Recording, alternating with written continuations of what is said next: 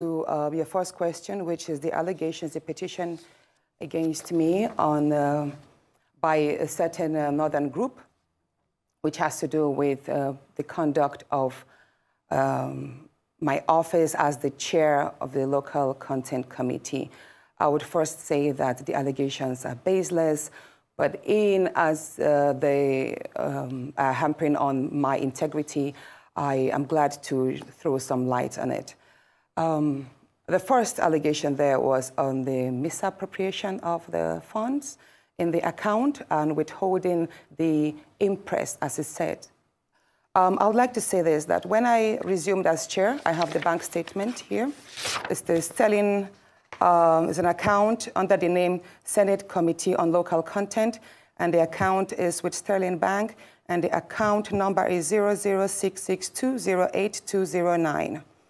And when I resumed as chair of the committee, the account balance was 0. And then gradually, at the time I handed over to the next chairman, the account had 13,649,335 naira and 4 kobo.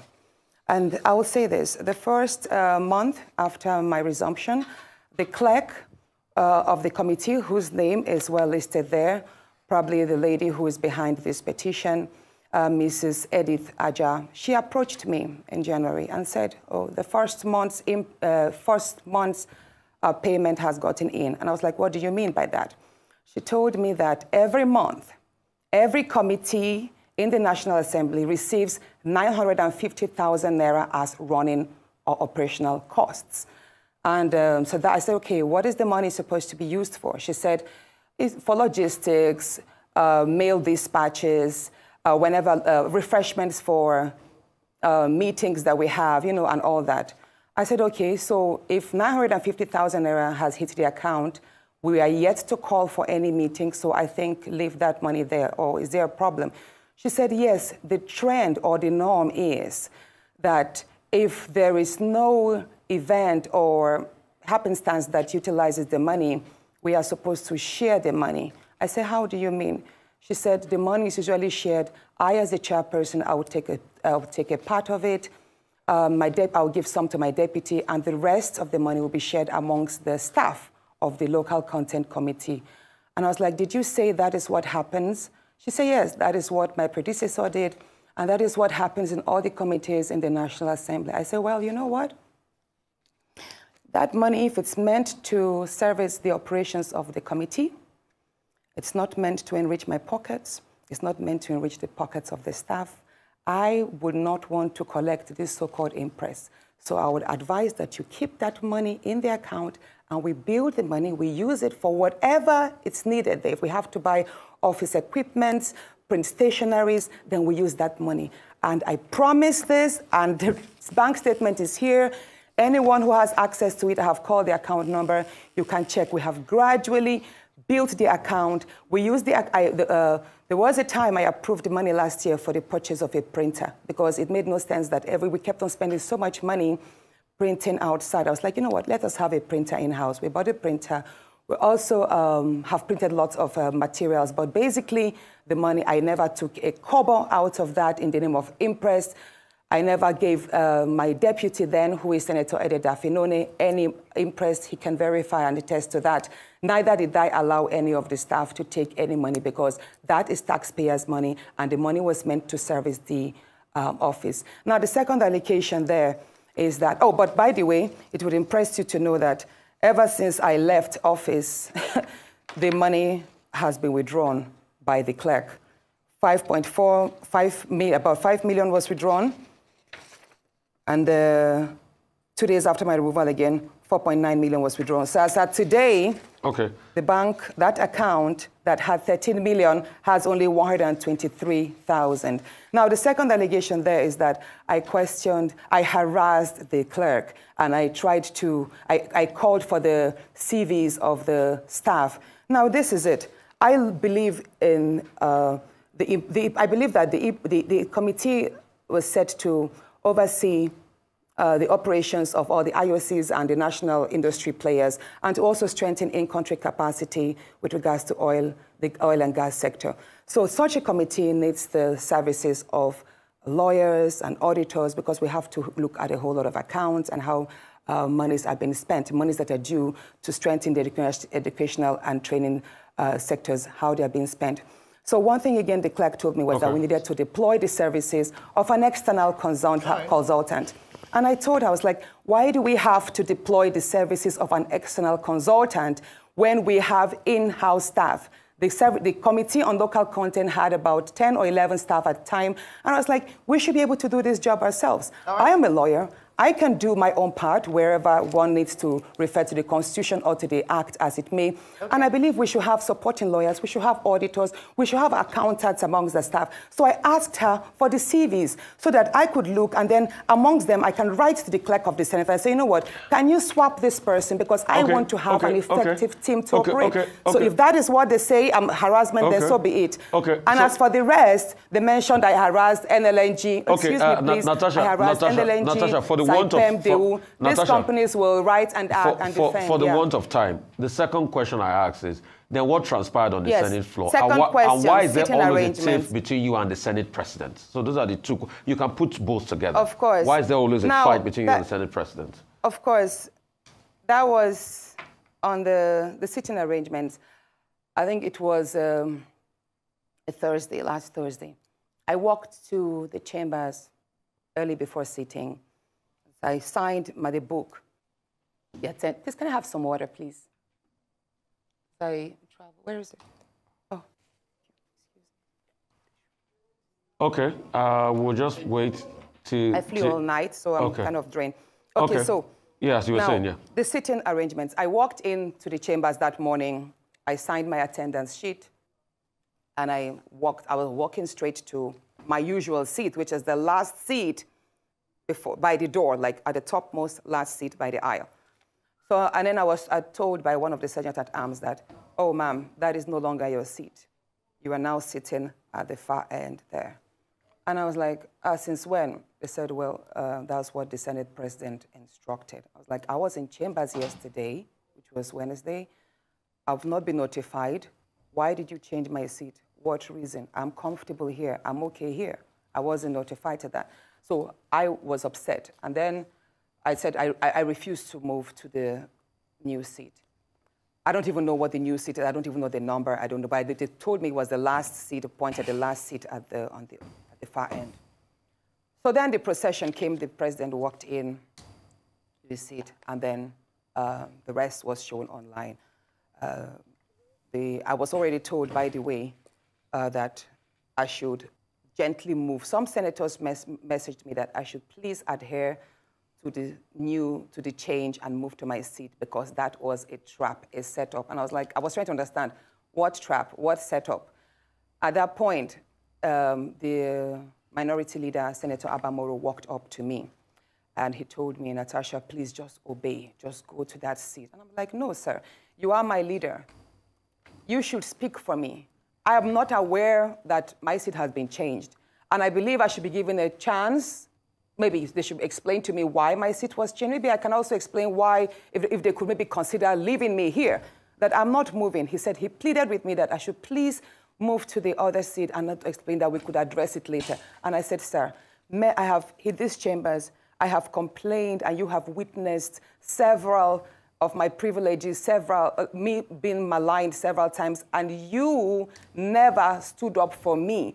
So no, I am not moving there, because I do not trust that if I move, this matter will be addressed. So I am going to raise it on the floor. That was what I told my leader, who is the leader of the minority, Senator Akpabio, and then he walked. So after that, I was about to be, then the minority whip now read the rules that I have broken the Senate rule by not adhering to my seat change. Allocation, and that was when, at the time the Senate President was about to read my seat allocation. At the time the Senate President was about to read, because the next thing he was going to do was to read my suspension because I failed to adhere to that. But he had already made some statements that, Senator, the whip was, hold on. the week of the... It's just that we have to manage... had mentioned Senator Natasha? If I... Yes. Yes, ma'am. I'm so sorry, but we had to manage our time, and part of the questions okay, so you might... So at that point, I knew I had to read Order 10. Okay. Yeah, I had to read Order 10. Now, what is Order 10? Many people don't understand. So now, Order 10 is the... should I say, is an SOS for every senator who feels their rights and privileges have been abridged. So and permit me to quickly read what Order 10 here means.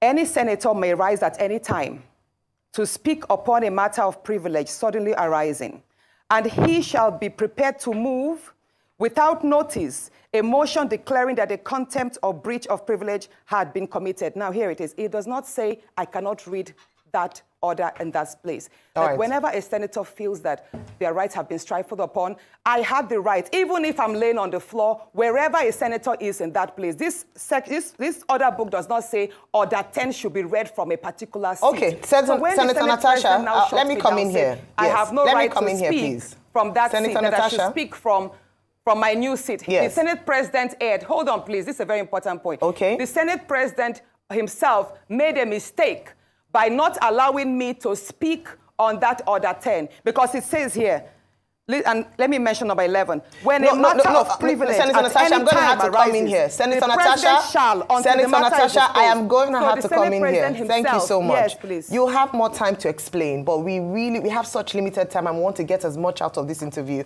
as possible. Well, thank you for expressing and opening up your statement. So what I assume from what you said now, because that was the question I was going to ask you, was the Senate Standing Orders, Chapter 362.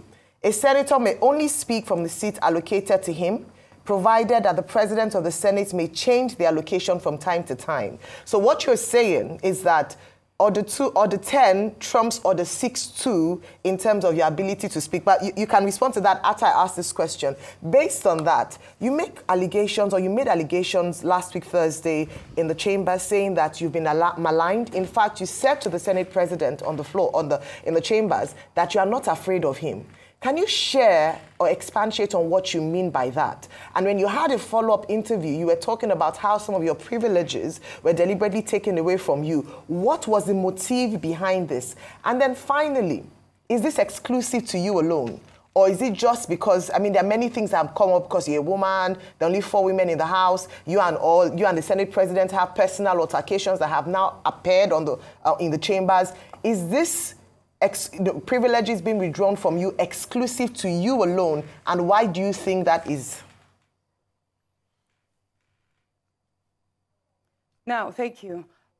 Indeed, the Senate President has the right to allocate seats to every senator, and the senator may or must, should speak from that allocated seat. But here it is. I was not about to make a debate. Neither was I about to contribute to a motion. I was reading an SOS, which is a lifeline of any senator. For any senator to have invoked Order 10, that means his privileges were already, or her privileges were already infringed upon and denied. And that can be raised anywhere at any time. So once a senator shouts Order 10, believe me, even if I'm being dragged on the floor and I say Order 10, they are supposed to listen to me. Wherever I sit in that place, that's why he said any senator may rise at any time to speak upon a matter of privilege suddenly arising, and I should be prepared to move same.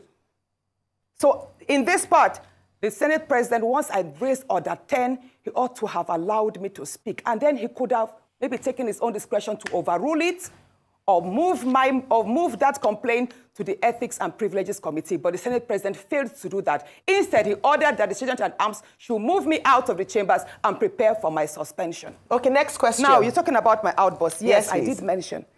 I did mention that my rights in the Senate there, I have been dehumanized, I have been maligned, and all what. And that outburst, I believe that the seat change was just the straw that broke the camel's back.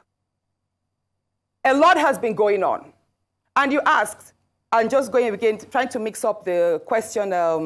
Yes, that's fine. Mix with this so I asked you, you made a statement that you've been maligned, you are not afraid of the Senate President, and that I asked if this was exclusive to you alone or if this is a particular trend. Yeah, that outburst, that's what I'm about to explain that. Yes. Yes, so many people do not know what I'm about to say, but I'm going to speak my own truth. And the Senate President is allowed to counter that. It all started on the 8th of December, 2023, which was a day before his birthday and my birthday. We are birthday mates. We were all in Akwa Ibom because he had a big fanfare in the stadium. Myself, my husband, and a few of his close friends, we went to Akwa Ibom. And at first, we were at Ikot Ekpene. We were in his house in Ikot Ekpene. Then we all moved to his house in Uyo, which was about 8 p.m. And he held my hand and said he wanted to show me around his house. My husband was walking behind us, just 3 of us. We're walking around from room to room. He showed me the beautiful interior. This was done by this, by that, this designer here, he bought this from us. Like, oh, it's beautiful. And then I noticed that he hastened his pace while still holding my hand. And my husband was behind, still on his phone, but he was catching up whenever he could. And then he got to this particular sitting room, and he said, do you like my house? I said, of course, sir. Every room, beautiful, nice interior, quality taste. He said, now that you're a senator, I'm going to create a time for us to come spend quality moments here. You will enjoy it. At that point, I just pulled away, and I was like, I don't really understand what exactly that meant. But then my husband now, when I turned around, I saw my husband was already near me, and the way my husband looked at me and looked at him, I was beginning to wonder, did he hear part of that inciting statements or not? And then the Senate President, too, I saw that he also had that thought, like, did my husband hear the invitation to treat or not? So then the Senate President now said, oh, by the way, let me show you my chapel. He has a chapel in his house as well. So while we were going to the chapel, you know, we walked in silence and all. So that evening, before we left the Senate President's house at about 11 midnight to the 4 points in Ikot Ekpene. And my husband asked me, Natasha, what did the Senate President whisper to you? What's he telling you? I thought, should I tell him that he was speaking about bringing me in here at a special time for us to have a good time? Or should I just kill it there, wrap it as if there was nothing? Because tomorrow was a big day. I know how much my husband adores the Senate President. He loves him as a brother. My husband would do anything to support him. So I told my husband, nothing. I can't remember what I created, but I just gave him some words to manage, to mask what was said. After, when we laid in bed, I lay to my right, and my husband wrapped his arms around me, and he said, my love, you know you can't tell me anything.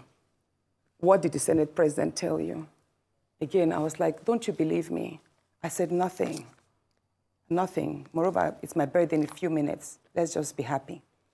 Then my husband told me he doesn't want to see me travel out of the country alone, and I should not go to the Senate President's house because he has a guest house where many senators do go there, you know, after office to like get approvals and all that. So I told him, okay, no problems. That was it. I thought that was going to be the end. But then, in February, I wanted to move a motion. I wanted to move a motion for the investigation on the ills of corrupt practice in Ajakuta Steel Company. I listed that motion 5 times. It was the 6th time that it was listed on the order paper that was approved. Many senators can testify to that. Each time the motion is listed, just before he takes it, he will say, oh, Senator Natasha, we can't take this motion because the board of the Senate does not accommodate it. Or he will speak on others and then let it drag so that just before my motion is taken, the time will be well spent and won't. So he kept on doing that. I went to him in his office. And I said, Senate President, you know how important this Ajakuta Steel Company to me is. You know how important it is to my people and to Nigerians. I've noticed that you have stepped down this motion. As a matter of fact, a number of senators told me, go and see him and plead with him so that he would take it. I was like, sir, please, why can't you take this motion? It's very important. It's been listed. Then it was listed the 3rd time and stepped down. He then said, Natasha, I'm the chief presiding officer of the Senate. You can enjoy a whole lot if you take care of me and make me happy. At that point, I said, sir, I'll pretend that I didn't hear this. He said, well, the ball is in your court. I left his office, and when I got home, I told my husband, I didn't tell my husband what happened. I just told my husband, please, can you speak to the Senate President to allow my motion scale through? I think I also spoke to the DSP, to the leader, Senator Akpabio. I spoke to a number of senators that they should please intervene and allow him to laugh. I never told them what happened. My husband had to take a trip to London. Then the Senate President traveled to London. My husband met with the Senate President in London and pleaded with him, let my wife take this motion on Ajakuta. That is very important to her. Okay. All right, Senator Natasha. Said, okay, that he did not take it because he was protecting me. Hold on, please. He didn't take it because he was protecting me. Protecting me from what? Anyway, at the time my demotion was taken, it was the Deputy Senate President, His Excellency Barrow, that actually sat. The Senate President stood up and walked out. So it was Senator Barrow that actually took it. All right, Senator Natasha. And from there, many other incidents happened. Yes, Senator Let's Natasha. talk about the nightclub. Yes. Hold on, let's talk about the nightclub incident. Professor Kila is going to ask you a question. I'm so sorry to have to interject here, but I just want to mention that, and I'm glad you gave the caveat at the beginning of your statement, that this is your side of the story, and the Senate President has the right to defend himself or to counter what happened between you privately. So what I assume, or for what you're saying, is that what happened last week Thursday began from a private conversation, and then you have felt like you've been maligned as a result of you not agreeing to certain propositions, right? Yes. Okay, so what has happened? You know the story of when a student keeps being failed. Yes. Please, let me say this, Ayo. You know the situation we see in universities whereby a student is continuously being failed just because she has not slept with the lecturer. That's what I've been facing, in simple terms. Thank you. Professor Kila. That is what I have been going through. Thank you very much, And Professor Kila. Now, moving to, should I speak about the nightclub incident? No, that's okay. Professor Kila will come in now. Thank you. Don't do that. It's quite time to come in because you've just indicted the lecturer indirectly. And I'm coming to ask you a question. Senator, it is from your side of the story, it is clear there's a lot of undercurrent and personal issues that had led to the, should we call it the outburst on the allocation of chair thing. There's a lot going on, and you've made a series of allegations which indicts the Senate President morally, if not criminally, at least. And there's the indictment of abuse of power because if he's refusing you to do your duty for personal reasons, we need to see if he has the right to do that. But let me ask you a question, just to simplify. This idea of your seat was reallocated and you don't want to use it. What's in a seat? Why was it so important for you not to just move as you've been told to do so and deal with it later? What's the importance of saying no to that seat allocation? Thank you so much, Professor Kila. Sitting arrangements in the National Assembly or in the chambers is very critical. That is why at the forefront, we have the leadership. And after them, we have ranking senators, you know, second-timers, third-timers sitting there. And the nearer you are to the Senate President, the more visible you are. So you're able to like interface with the daily activities, and then you have more visualized, like the cameras capture you more. You're more present as against being a backbencher. So where I am sitting, the Senate President sits at the lowest point, while I am sitting at the topmost point, but on the same level. So, Senator, it is, Senator, I'll recap for you. So whenever I stand... Yes. It is safe to say that... Where I was moved to was you felt they were reducing you. Where the workers, the chamber staff sit. So you felt they were relegating you. They were relegating you. If they say, hold on. Exactly. Let me say this. Yes. His excuse that it's because there were 2 vacant seats due to the decamping of the senators, right? Yes. And that they had to, why did they have to pick on me to start the shift? There were other senators that were in front of me that would have filled the seat. Why did it have to be me to fill in the seat at the far corner? But I will say this again. If you see where I sit at the back, there is a silent degrading of senators that, as they say, came from court. We are made to feel as if we are lower than our other colleagues that resumed office and were sworn in earlier than us, even though we're all first-timers.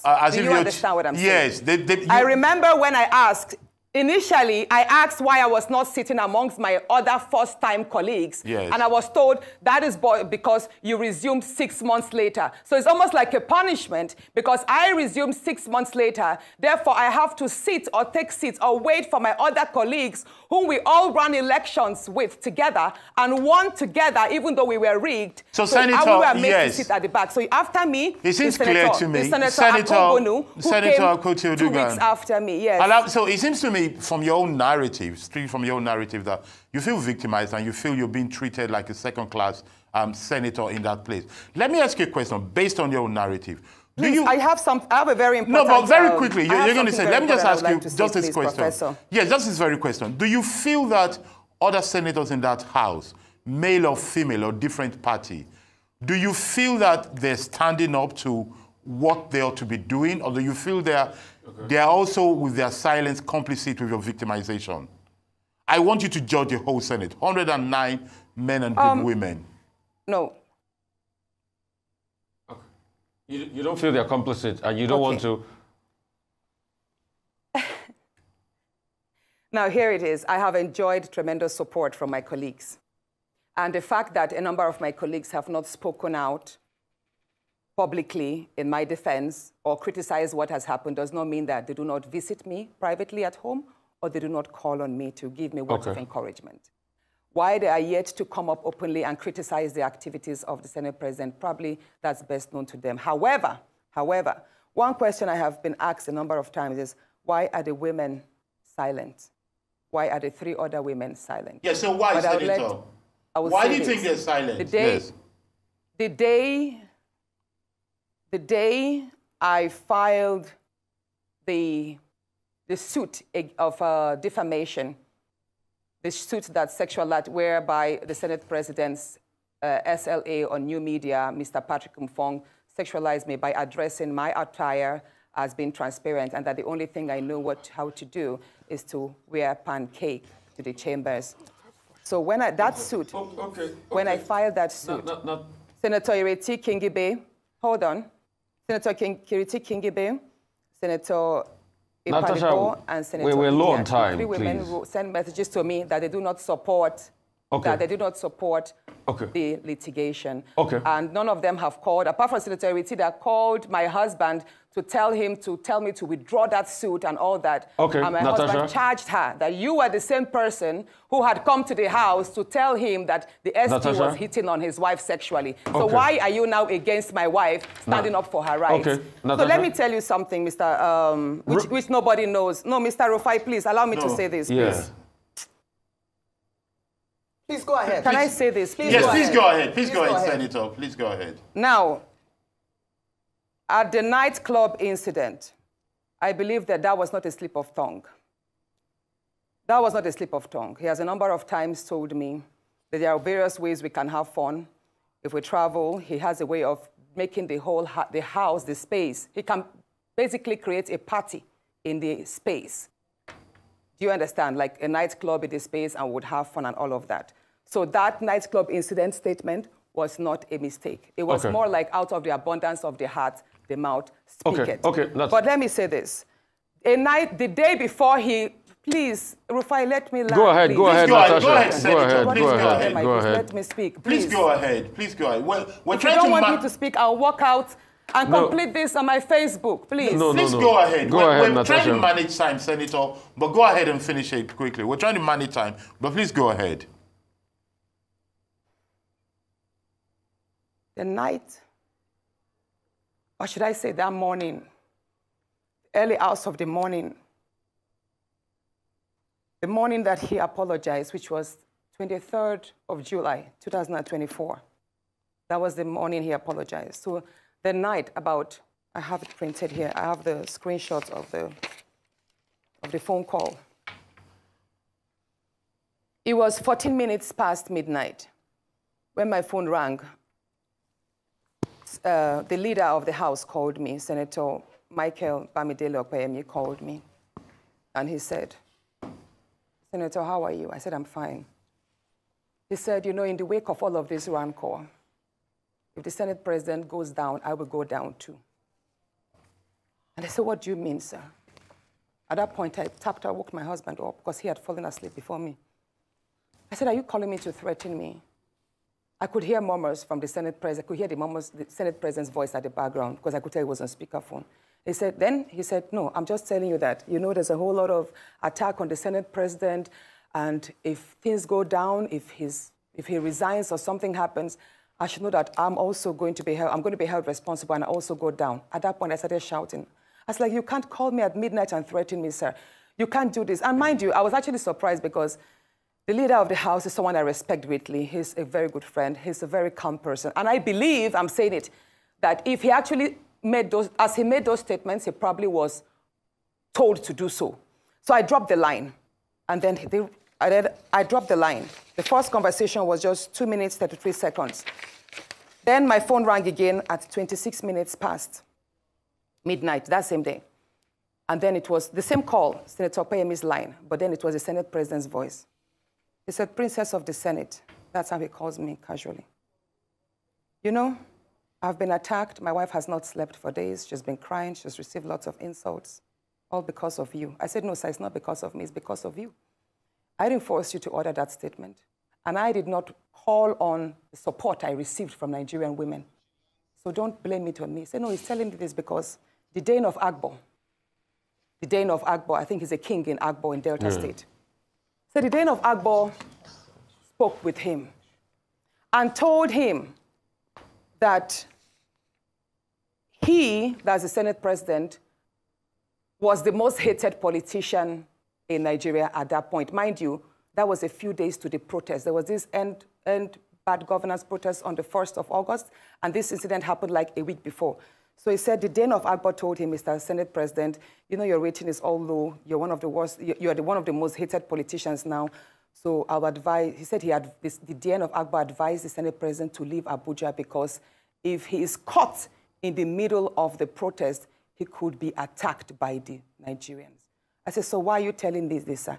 He said he's telling me because he found it insulting that the Dane of Akbar would tell him to leave, to run away, to leave Abuja. And that he's telling me, Senator Natasha, I'm telling you, go and tell them that if anybody over the age of 20 approaches me during the protest, I will get, what was the word? Hold on.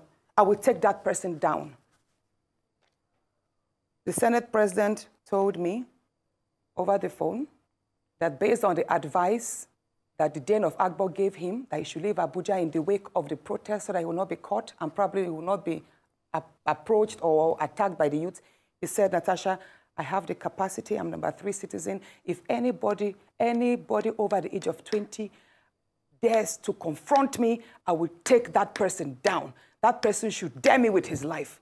I said, at that point, I started shouting. I now told my husband, he didn't know the phone was on speakerphone all the while because I'd woken my husband up from the first speech. I was like, my love, can you hear what he's telling me? This is exactly what he does. At that point, when he knew, he was like, is your husband there? Oh, yeah. I said, yes, sir, my husband is here. And he heard everything. He then told me to pass the phone to my husband. And you know what he said? Immediately, he changed his tone. He was like, oh, Alema, I have a slot for you. For an appointment from Delta State, why don't you bring a nominee? And I took the phone back. I shouted at the Senate President. I said, you can't pacify us. You can't threaten me on one side and then pacify me. Sir, I'm aware, even though the conversations took place on via WhatsApp, I know that the DSS and the NSA's office, they have the tools to extract these phone calls.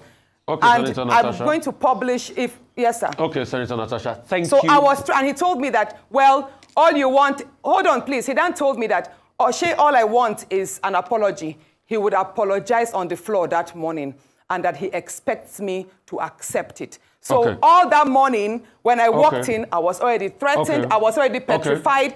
This is a man who had already called me at midnight, so I didn't sleep all night. I just had to say to his seamless apology. Senator Natasha Akpoti, thank you so much for being here. He who alleges must prove. I'm sure you have all your proof because they are on the other side are also going to demand all of it, and you have to put it out there. So thank you so much for your time. Thank you so much for honoring us today with your presence. We'll take a short...